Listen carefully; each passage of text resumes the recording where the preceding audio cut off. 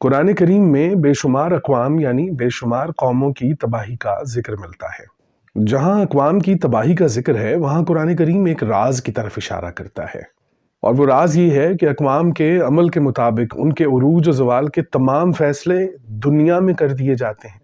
آخرت میں ہر انسان انفرادی طور پر اپنے اعمال کا حساب دے گا، اور اس بات کی دلیل ہے سورہ مریم آیت نمبر 95 وَكُلُّهُمْ آتِهِ يَوْمَ الْقِيَامَةِ فَرْدًا، سب حاضر ہوں گے قیامت کے روز فردن فردن، یعنی قیامت کے دن ہر انسان کا انفرادی حساب ہوگا۔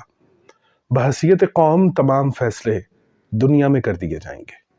اس روز انفرادیت کا یہ حال ہوگا کہ قوم تو ایک طرف، ماں باپ بھی انسان کے کام نہ آئیں گے۔ بحیثیت قوم ہم اس وقت کمرہ امتحان میں ہیں، سوچ سمجھ کر ہر سوال کا جواب دیجیے۔ السلام علیکم۔